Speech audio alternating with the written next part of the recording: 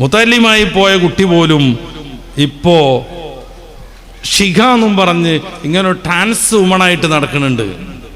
ആ കുട്ടിയുടെ പഴയ പേര് സൽമാനുൽ ഫാരിസ് എന്നാണ്. ദർസിലോതിയ കുട്ടിയാണ്. ഞാൻ നേരത്തെ പറഞ്ഞു, ഇത്തരം തോന്നിയാസങ്ങളിൽ നിന്ന് നമ്മുടെ മക്കളെ സംരക്ഷിക്കാനുള്ള ഏറ്റവും സുതാര്യമായ സാധ്യത മൗലികട്ടികളാക്കുക എന്നാണ്. അവിടെ പോലും ലിബറലിസം കയറി മറിയുന്നു. സൽമാനുൽ ഫാരിസിനെ തട്ടിക്കൊണ്ടുപോകാന്ന് പറഞ്ഞാൽ ഈ മുത്തല്ലിം ജീവിതത്തിൽ നിന്ന് അവനെ പറിച്ചിട്ട് ഇപ്പോൾ വലിയൊരു പെമ്പർന്നോളായിട്ട് മൂപ്പരിങ്ങനെ ഇൻ്റർവ്യൂ നടത്തിക്കൊണ്ടിരിക്കുന്നു. 10 ഉസ്താദുമാരെത്തുനിന്ന് പഠിച്ചുക്കണമല്ലോ. എന്തോ ഒരു മഹത്വം. സനദൊക്കെ നിങ്ങൾ 10 ആളുടെ സനദാണ് അവന് മുത്തസിലാക്കാൻ പോണത്. എന്നിട്ട് എന്ത് പറ്റി? ഇപ്പോൾ വലിയൊരു പെണ്ണായിട്ട് സാരിയൊക്കെ എടുത്തിട്ട് എല്ലാവരെയും കുറ്റം പറഞ്ഞുകൊണ്ട് അവളുടെ വീഡിയോ കിട്ടും. ഇത് ആകെ അവിടെ നടപ്പിലാവണം എന്നാണ് പറയുന്നത്. ഇതിൻ്റെ ഇടയ്ക്ക് എങ്ങനെ നമ്മുടെ മക്കളെ സംരക്ഷിക്കേണ്ടത് നമുക്ക് ബാധ്യതയല്ലേ? ഇതിൻ്റെയൊക്കെ ഫലമായിട്ട് പെണ്ണ് കെട്ടണത്, ആണ് കെട്ടണത് ഇഷ്ടമില്ലാത്ത തലമുറ വളർന്നു വരുന്നു. പ്രത്യേകിച്ച് പെൺകുട്ടികളിൽ വിവാഹത്തിനോടുള്ള താല്പര്യം കുറഞ്ഞു വരുന്നു. നമ്മുടെ സൊസൈറ്റിയിൽ പ്രത്യേകിച്ചും ഓരോ ന്യായം പറഞ്ഞിട്ട് അവർ കല്യാണം മുടക്കിക്കൊണ്ടേയിരിക്കും. എനിക്ക് പഠിക്കണം എന്ന് പറയും കുറേ കാലം. ഒരറ്റത്തെത്തോളം പഠിപ്പത്തി ഇനി കല്യാണം കഴിക്കാന്ന് പറയുമ്പോൾ വേറെ എന്തെങ്കിലും ഉതിർ പറയും. എനിക്ക് ജോലി കിട്ടണം എന്ന് പറയും. എന്നാൽ ഇവിടെ എവിടെയെങ്കിലും ജോലിക്ക് പോയിക്കോ, അത് പറ്റൂല, എനിക്ക് ഗവൺമെൻറ് ജോലി കിട്ടണം എന്ന് പറയും. അത് കല്യാണം മുടക്കാനുള്ള ഒരു ഉതിറാണ്. ഗവൺമെൻറ് ജോലിയൊക്കെ കിട്ടണമെന്നുണ്ടെങ്കിൽ ഏകദേശം നേരെ തുടങ്ങണം. അതുവരെ മനോരമൻ്റെയും മാതൃഭൂമിൻ്റെയും തൊഴിൽ വാർത്തയും തൊഴിൽ വേദിയിലും വരുന്ന എല്ലാ ഫോമും പൂരിപ്പിച്ച് അയച്ചു കൊടുത്തുകൊണ്ടിരിക്കണം. എന്നിട്ട് ഇൻ്റർവ്യൂ നടക്കണം. PSC പാസ്സാവണം. PSC പാസ്സായിട്ട് ഷോർട്ട് ലിസ്റ്റ് പെടണം. ഷോർട്ട് ലിസ്റ്റ് പെട്ട് 5 കൊല്ലമൊക്കെ കാത്തിരുന്നാൽ ജോലി കിട്ടാൻ സാധ്യത ഉണ്ട്. അപ്പോഴേക്കത് നിയമം മാറിയിട്ട് ആ ഷോർട്ട് ലിസ്റ്റൊക്കെ അടക്കണമെന്ന് പറയും. സംഭവം എന്താണ്? കല്യാണത്തിന് താല്പര്യമില്ല, ഓരോ ഉദരണ്ടാക്കുകയാണ്. ഇനി എല്ലാം തരണം ചെയ്ത് ഒരു പുതിയാപ്പിള കാണാൻ വന്നു നിർത്തിക്കോളൂ, 100 കുറ്റം പറഞ്ഞിട്ട് വെറ്റങ്ങൾ അതിനാണ് ശരിയാക്കി വിടും. ഒന്നും പറ്റൂല. ചിലപ്പോൾ ഒരു ചാക്ക് ചിപ്സ് വാങ്ങിക്കുഴങ്ങും രക്ഷിതാവ്. ഇതൊക്കെ കൊടുത്തു തീർത്താലും പെണ്ണിനൊരാണിനെ പറ്റൂല. കാരണം അവൾക്ക് വിവാഹത്തിനോട് താല്പര്യമില്ല. പുതിയ ട്രെൻഡാണ് ഞാനീ പറയണത്. പെണ്ണ് വിചാരിച്ചാൽ മുടങ്ങൂലേ? എൻ്റെ ഖുർആൻ ക്ലാസ്സിൽ വരുന്നൊരു സാധു പയ്യൻ, നല്ല ദീനിയാണ്, നല്ല ജോലിയുണ്ട്, അവന് നല്ല വിദ്യാഭ്യാസമുണ്ട്. ഒരു പെണ്ണിനെ കാണാൻ പോയി. പെണ്ണിപ്പം ഇങ്ങോട്ട് ഇൻ്റർവ്യൂ ആണ്, ഭയമായിരുന്നല്ല. പല ഇൻ്റർവ്യൂ കഴിഞ്ഞിട്ട് പെണ്ണ് വെച്ചു, നിങ്ങൾക്ക് ഡ്രൈവിംഗ് അറിയോ? ആ പയ്യൻ പറഞ്ഞു, ഞാൻ സ്കൂട്ടി ഓടിക്കും. അപ്പോൾ പറഞ്ഞ് ചിരിച്ചോളൂ, ഒറ്റ ചിരി, ഇത് പൊട്ടിയിട്ട് സ്കൂട്ടി ഓടിക്കുമല്ലോ. ഓനിഞ്ഞിപ്പോൾ അവിടെ കെട്ടാനോ ചായ കുടിക്കാനോ ജിലേബി തിന്നാനോ ചിപ്സ് തിന്നാനോ വല്ല താല്പര്യം ഉണ്ടാവോ? ഇറങ്ങി ഓടി കിട്ടിയാൽ മതിയായിരുന്നു എന്ന് വിചാരിക്കും. ഓരോ കാരണം ഉണ്ടാക്കിയിട്ട് അവർ കല്യാണം മുടക്കുകയാണ്. ഇത് ഞാൻ കുട്ടികളെ കുറ്റപ്പെടുത്താനല്ല പറയണത്, അവരെ പറഞ്ഞു പറ്റിച്ചതാണ്. കല്യാണം എന്ന് പറഞ്ഞിട്ടുണ്ടെങ്കിൽ അതൊരു ഇടങ്ങേറാണ്, വിവാഹം ബന്ധമാണ്, ബന്ധനവുമാണെന്ന് അവരെ പറഞ്ഞു പറ്റിച്ചാണ്. എന്നിട്ട് അടിമയായി ഇങ്ങനെ ഭർത്താവിന് ചായ ഉണ്ടാക്കി കൊടുക്കുക, ഭർത്താവിൻ്റെ ചായപാത്രം കൊണ്ടുപോയി ഇങ്ങനെ പറഞ്ഞ് കയറ്റിയിട്ട് ഇവരെ ഒറ്റയ്ക്ക് ഇങ്ങനെ നടക്കാൻ ശ്രമിക്കുന്നു. സിംഗിളായിട്ട് അവൾക്കൊരു ജോലി കിട്ടുന്നു. ആ ജോലി കിട്ടിക്കഴിഞ്ഞാൽ പിന്നെ ചെയ്യാൻ പോണത് എന്താണ്? മാനേജർക്ക് ചായ ഉണ്ടാക്കി കൊടുക്കണ്, മൂപ്പര വാഴക്കത്തോല് പെറുക്കി കൊണ്ടുവരണ്, അത് കഴുകി വെക്കണ്. അത് സ്വാതന്ത്ര്യത്തിൻ്റെ ലക്ഷണമാണ്. സ്വന്തം ഭർത്താവിന് ഒരു ഗ്ലാസ് ചായ ഉണ്ടാക്കി കൊടുത്ത പാരതന്ത്രമായിപ്പോയി. ഇങ്ങനെ പറഞ്ഞു പറ്റിച്ചതാണ് ഈറ്റങ്ങളെ. മാന്യമായ ഡ്രസ്സ് ഇട്ടാൽ അത് ഭയങ്കരമായ പ്രശ്നം. ഇപ്പം ചെറുപ്പം മുതൽ പർദ്ദടണ ഈ നിക്കാബൊക്കെ തൂക്കി നടക്കണ മുസ്ലിം പെൺകുട്ടിക്ക് ആ പർദ്ദ കൊണ്ട് ഒരു ഉപദ്രവം ഉണ്ടായിട്ടില്ല. ഇത് കാണണ കുറേ തുണി വെച്ചിട്ട് നടക്കണ പെണ്ണുങ്ങൾക്ക് ഭയങ്കര ചൂടും പോകും. മീറ്റുകൾ പർദ്ദട്ട അവിടെ ഭയങ്കര ചൂട്, ചൂടത്ത് എന്നറിയും. ഇതുവരെ ഇതിട്ട് നടന്നിട്ട് പെൺകുട്ടികൾക്ക് എന്തെങ്കിലും തകരാറുണ്ടായിട്ടുണ്ടോ? ഇല്ലേ, സേഫ് ആയതല്ലേ ആണ്. ഇപ്പോൾ ഓസോൺ പാളിയിലൊക്കെ വലിയ ഓട്ടം വന്നിട്ട് അതിലൂടെ അൾട്രാ വയലറ്റ് രശ്മി ഒന്നിച്ചിറങ്ങുകയാണെന്നാണ്. ആ തട്ടിനോടത്തൊക്കെ തൊലി രോഗങ്ങൾ ഉണ്ടാവുന്നതാണ്, ക്യാൻസർ വരെ ഉണ്ടാവുന്നതാണ്. പെൺകുട്ടികളുടെ ശരീരം ഇത്തിരി മൃദുവാണ്, തോലും അവരുടെ ശരീരഭാഗങ്ങളെല്ലാം. ഈ മൃദുവായ ശരീരഭാഗത്തിൽ അൾട്രാ വയലറ്റ് രശ്മി നേരിട്ട് തട്ടാതിരിക്കാൻ ആകെ മൂടിക്കിടന്നാൽ എന്താ പ്രശ്നം? പക്ഷെ അവർക്കല്ല, ഇത് കാണുന്ന കുറേ ട്രൗസർ മാത്രം ഇട്ട് നടക്കുന്ന പെണ്ണുങ്ങൾക്ക് ഭയങ്കരമായ ചൂടും പുകയും. അങ്ങനെ തന്നെയാണല്ലോ യുക്തിവാദികളുടെ നേതാവ് സി രവിചന്ദ്രൻ ഈയിടെ ഒരു വേദിയിൽ വെച്ച് പറഞ്ഞത്, ഈ ഖിത്താൻ കഴിക്കൽ, സുന്നത്ത് കഴിക്കൽ ഭയങ്കര പെയിൻഫുൾ ആണെന്നാണ്. മൂപ്പരാൾ 10 വട്ടം കഴിച്ചതുപോലെ ഉണ്ട് വർത്താനം കേട്ടാണ്. ഭയങ്കര വേദനയാണ്. അവോട് പറയണ കേട്ടിട്ട് ചുണ്ടൊക്കെ കൊണ്ട് ചുളിച്ച് വേദനൻ്റെ ഉക്കൊണ്ടേ. വൈദ്യശാസ്ത്രം തീരെ വികസിക്കാത്ത കാലത്ത് നാട്ടിലുള്ള ഏതോ ഒരു സാധു മനുഷ്യൻ വന്നിട്ട് വളരെ സിമ്പിളായിട്ട് ചെയ്തു പോയിരുന്നൊരു കാര്യമാണിത്. ഇത് കഴിച്ച ഈ സദസ്സിലുള്ള ആർക്കും അതിൻ്റെ വേദന കൊണ്ട് വിഷമമൊന്നുമില്ല. ചില കുട്ടികളുണ്ട് ഘട്ടം ഘട്ടമായിട്ട് 4-5 വട്ടമായിട്ട് കഴിച്ചാൽ മതി എന്ന് ആഗ്രഹിക്കണവർ. കാരണം അന്ന് കിട്ടിയ ചീരണിയും അന്ന് കിട്ടിയ വണ്ടി അന്ന് കിട്ടിയ നോട്ടും പൊട്ടണ നോട്ടും പേഴ്സും ഡ്രസ്സും ഒക്കെ പാടെ കണ്ടിട്ട് ഇത് ഒറ്റയടിക്ക് തീർന്നു പോകണ്ടായിരുന്നു. പല ഘട്ടങ്ങളായിട്ടാണെങ്കിൽ അന്നൊക്കെ അത് എൻജോയ് ചെയ്യായിരുന്നു എന്ന് വിചാരിക്കണവർ പോലും ഉണ്ടാവും. എന്നിട്ട് ആ മറ്റേ ആൾക്ക് ഭയങ്കര വിഷമം, ഭയങ്കര പെയിൻഫുള്ളാണ്. ഇയാൾ ആരാന്ന് നോക്കണം. പെണ്ണാവാൻ വേണ്ടി ആ സംഗതിയൊക്കെ ഉടലോടെ മാന്തി കളയുന്നതിനെ പ്രോത്സാഹിപ്പിക്കുന്നവരാണ്. അതാ പ്രശ്നം. പെണ്ണാവാനെന്ന് കൊതിച്ച് നടന്നിട്ടേ സിലിക്കൺ കുത്തിവെച്ച് അവിടെ ഇവിടെയൊക്കെ പൊക്കിയിട്ടേ ലാസ്റ്റ് ഇത് മുറിച്ച് കളയണ ഒരു ഘട്ടമുണ്ട്. നമ്മൾ യൂട്യൂബ് ചെയ്ത് നോക്കുക, ഇംഗ്ലീഷിലും അറബിയിലൊക്കെ ഉണ്ട് അതിൻ്റെ വീഡിയോസ്. എത്ര മാരകം! 10-12 മേജർ സർജറി നടത്തണം. അത് കഴിഞ്ഞിട്ട് രൂപം ഉണ്ടാക്കാനും മറ്റും ഒന്നിലധികം പ്ലാസ്റ്റിക് സർജറി നടത്തണം. 1.5-2 വർഷം മുന്നേ ഹോർമോൺ ട്രീറ്റ്മെൻറ്റ് നടത്തണം, കുത്തിവെക്കണം. ജീവിതകാലം മുഴുവനും ഈ ഹോർമോൺ ട്രീറ്റ്മെൻറ്റ് തുടരണം. ഭയങ്കര സാമ്പത്തിക ബാധ്യത, വലിയ വേദന, വിവിധങ്ങളായ പ്രശ്നങ്ങൾ. ഇതെല്ലാം ഉണ്ടായിട്ടും ആണിന് പെണ്ണായിക്കോളൂ പെണ്ണാണായിക്കോളൂ എന്ന് പറഞ്ഞ് ഈ LGBTQIA+ നന്നായിട്ട് പ്രോത്സാഹിപ്പിക്കുന്നവരാണ് അതിൻ്റെ തുമ്പത്ത് ഇത്തിരി മുറിക്കുമ്പോൾ ഭയങ്കര പെയിൻഫുൾ എന്ന് പറഞ്ഞുകൊണ്ടിരിക്കുന്നത്. ഇതിൽ വീണതാണ് നമ്മുടെ യുവാക്കളെ മാത്രമൊന്നും ഞാൻ പറയണില്ല, അതിൻ്റെ മേലുള്ളവരും നമ്മുടെ യുവതികൾ. ഫെമിനിസ്റ്റൊക്കെ മുന്നോട്ട് വെച്ച സിദ്ധാന്തം അതായിരുന്നു. പെണ്ണുങ്ങൾ പീഡിപ്പിക്കപ്പെടുന്നു, അതിനൊരു മോചനം വേണം. ലോകത്ത് പെണ്ണുങ്ങൾ പീഡിപ്പിക്കപ്പെടുന്നുണ്ടെന്നുണ്ടെങ്കിൽ അവരുടെയൊക്കെ മോചനത്തിനു വേണ്ടി ഏറ്റവും മുന്നിൽ നിൽക്കുന്ന ആദർശമാണ് ഇസ്ലാം. ജീവിക്കാൻ അവകാശമില്ലാത്ത പെൺകുട്ടികൾക്ക് ജീവൻ നേടിക്കൊടുത്തത് ഹബീബായ മുഹമ്മദ് റസൂലുള്ളാഹി തങ്ങളാണ്. വൈദൽ മൗഊദതു സുഇലത് ബിഅയ്യി ദംബിൻ ഖുതിലത് സൂറത്തു തക്വീറിന്റെ ഫസ്റ്റ് തന്നെ നമുക്ക് കാണാൻ പറ്റും. കൊല ചെയ്യപ്പെട്ട പെൺകുട്ടികളോട് ചോദിക്കും, എന്തൊരു കാര്യത്തിനാണ് നിങ്ങളെ കൊന്നതെന്ന്. ആ കൊലയാളികൾക്ക് കൃത്യമായ പണിഷ്മെന്റ് നൽകും.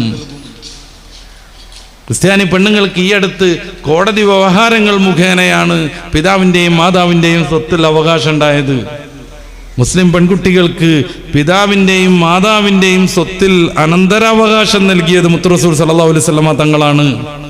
അപ്പോൾ ഓർക്ക് പൗതിയല്ലേ ഉള്ളൂ എന്നായിരിക്കും അടുത്ത ചോദ്യം.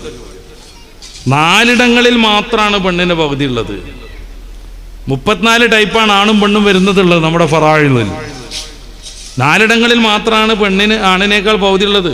12 ആണിനേക്കാൾ പെണ്ണിനാണ് കൂടുതൽ. 10-11 രണ്ടുപേരും ഈക്വലാണ്. എന്തിനാണ് പെണ്ണിന് പകുതി എന്നുള്ളതിൻ്റെ ദാർശനിക ചർച്ചയിലേക്കൊന്നും ഞാൻ തൽക്കാലം പോണില്ല. പെണ്ണിന് എന്തെങ്കിലും പ്രയാസമുണ്ടെങ്കിൽ അത് ഏറ്റവും ഊർജ്ജസ്വലതയോടുകൂടെ പരിഹരിക്കാൻ ശ്രമിക്കുന്ന മതം ദർശനമാണ് പരിശുദ്ധ ഇസ്ലാം. പെണ്ണത്ര മോശക്കാരിയൊന്നുമല്ല, പെണ്ണിന് വലിയ മഹത്വം കൊടുക്കുന്ന മതം. പെണ്ണിൻ്റെ ശാരീരികാവസ്ഥ പരിഗണിച്ചുകൊണ്ട് അവൾക്കൊപ്പം നിൽക്കുന്ന പരിശുദ്ധ മതം. എന്നിട്ടാണ് ഈ പെണ്ണിന് ഭയങ്കരമായ പീഡനാണ് കുടുംബജീവിതം എന്ന് പറഞ്ഞുണ്ടാക്കുന്നത്. പെണ്ണിന് പീഡനാണ് എന്നുണ്ടെങ്കിൽ അതിനെ സപ്പോർട്ട് ചെയ്യാൻ മുന്നിൽ ഇസ്ലാം ഉണ്ടാവും. പെണ്ണിന് പീഡനം വരുന്നുണ്ട് എന്നുള്ളതിന് പരിഹാരം എന്താ ഫെമിനിസം പറഞ്ഞത്? കല്യാണം കഴിക്കേണ്ടതാണ്. കാരണം കല്യാണം കഴിക്കണോണ്ടാ കുടുംബം ഉണ്ടാകുന്നതുകൊണ്ടാണ് പീഡിപ്പിക്കപ്പെടുന്നത്.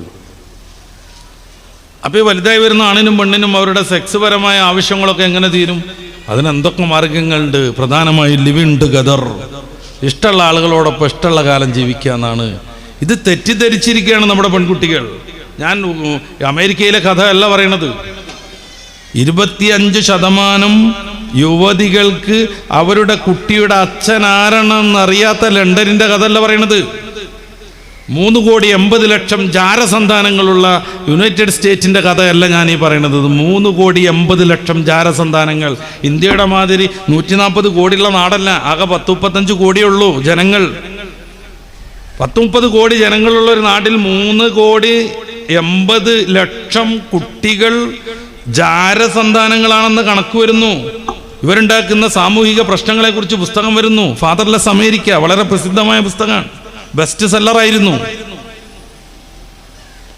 ആ നാട്ടിൻ്റെ കഥ അല്ല ഞാൻ പറയണത്. നമ്മുടെയൊക്കെ നാടുകളിലും അത്തരം വികാരങ്ങൾ ഉണ്ടാകുന്നു. പെൺകുട്ടികൾ അതിന് അഡിക്റ്റുകളാകുന്നു. ആരാ കുടുംബം എന്ന് പറഞ്ഞാൽ പീഡനാന്ന് പറഞ്ഞത്? ആരാണ് പറഞ്ഞത്? നമ്മളെ പറഞ്ഞ് പറ്റിക്കുന്ന കുറേ സംഗതികളുണ്ട്, അതിലൊക്കെ അകപ്പെട്ടുകൊണ്ടിരിക്കുന്നു നമ്മൾ. അതുകൊണ്ട് കുറേ പെൺകുട്ടികളാണ് മൂല്യർട്ടിയാളെ മുടക്കിക്കൊണ്ടിരിക്കുന്നത്. എന്തിനാ ഓനെയും കൂടി മൂല്യർട്ടിയാക്കണെന്ന് ചോദിക്കുകയാണ് പെങ്ങള്. ചിലപ്പോൾ അവൾക്ക് ഓനെ കാണാൻ കണ്ടിരിക്കാൻ മോഹം ഉണ്ടാകും. അവളുണ്ടെങ്കിൽ അവൾക്ക് ആവശ്യമായ കുറേ സംഗതികൾ കടയിൽ നിന്ന് വാങ്ങിച്ചു കൊടുക്കാൻ അവൾക്ക് സ്വകാര്യമായിട്ട് അവനെ ഉപയോഗിക്കാൻ പറ്റുന്നുണ്ടാവും. അവൾ ഉപയോഗിക്കേണ്ട പല സ്വകാര്യ സംഗതികളുണ്ട്. ഒരു ശരാശരി വീട്ടിലെ വലിയ പണമൊന്നുമില്ലാത്ത വീട്ടിലെ കുട്ടി പോലും പുറത്തിറങ്ങി പോണെങ്കിൽ ആറേഴ് സാധനം തേക്കണം അവളെ മുഖത്തും അവിടെ ഇവിടെയൊക്കെ ആയിട്ട്.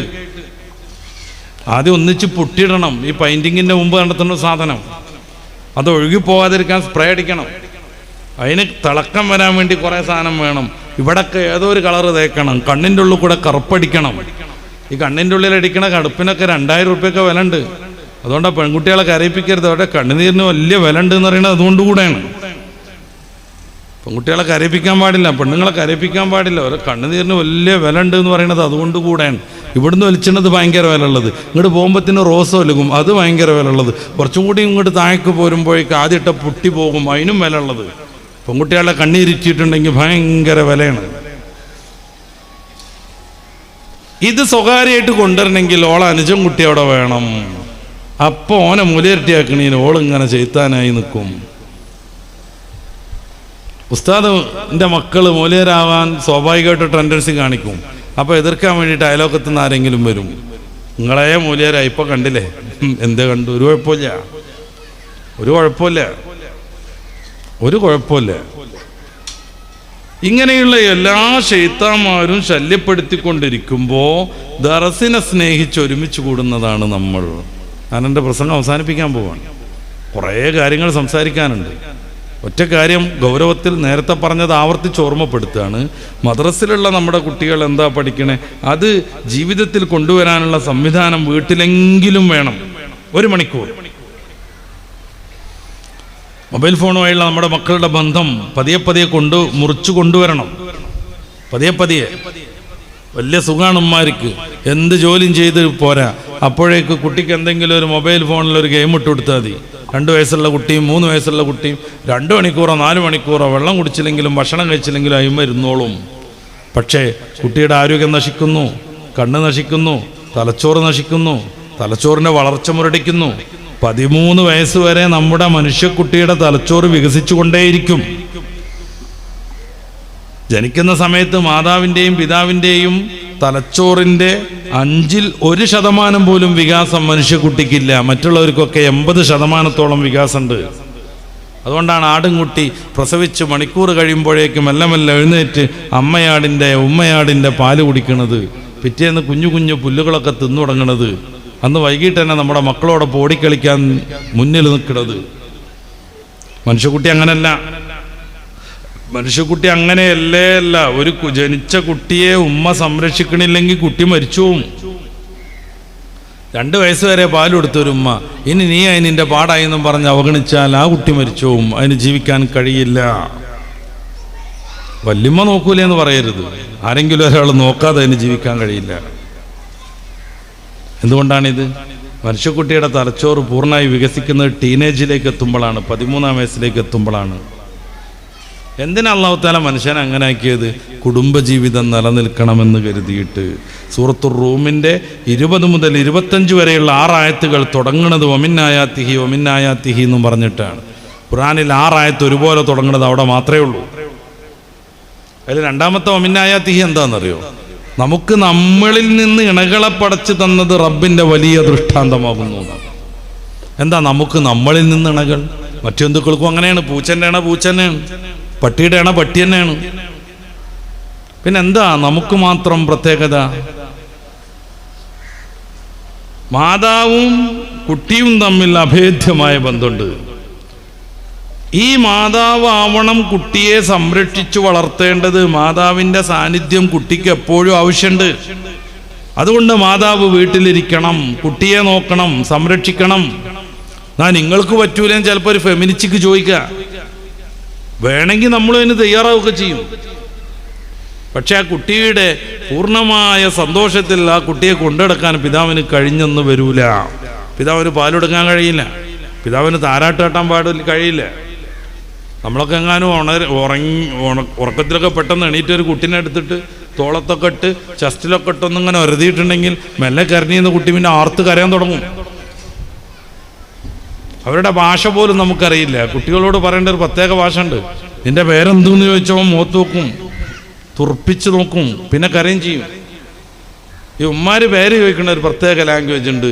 അതിന് എഴുത്തുണ്ടെന്നൊന്നും എനിക്കറിയില്ല, അത് അവർക്കേ സാധ്യമുള്ളൂ.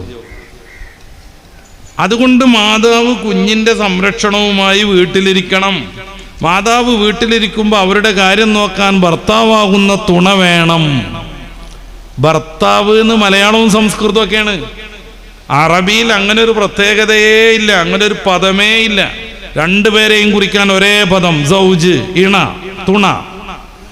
ഭാഷാപരമായ വ്യത്യാസം വരാൻ ഒരു താവ് ചേർക്കും, സൗജത്ത്.